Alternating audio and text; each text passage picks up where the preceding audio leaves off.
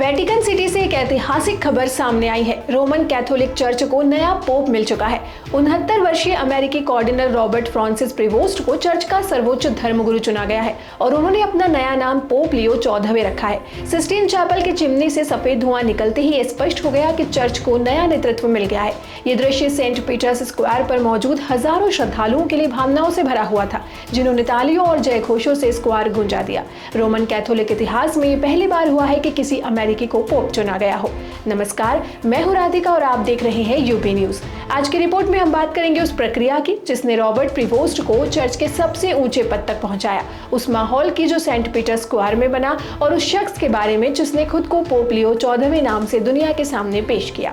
ये ऐतिहासिक चुनाव बुधवार से शुरू हुए कॉन्क्लेव के जरिए हुआ, जिसमें 133 कार्डिनल्स ने भाग लिया। पहले दिन के 4 घंटे लंबी वोटिंग के बाद काले धुएं ने यह संकेत दिया कि कोई निष्कर्ष नहीं निकला।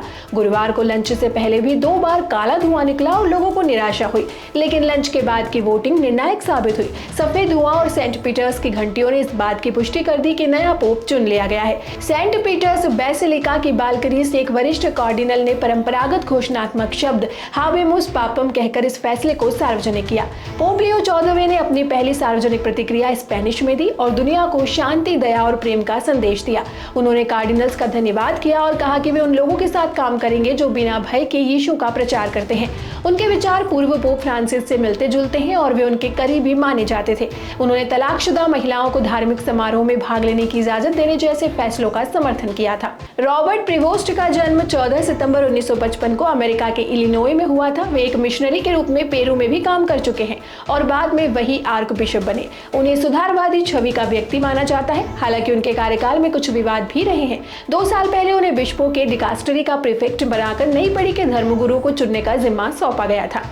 पोप फ्रांसिस का 21 अप्रैल को 88 वर्ष की आयु में निधन हो गया था, जिसके बाद परंपरागत प्रक्रिया के तहत नए पोप के चुनाव के लिए कॉन्क्लेव बुलाया गया।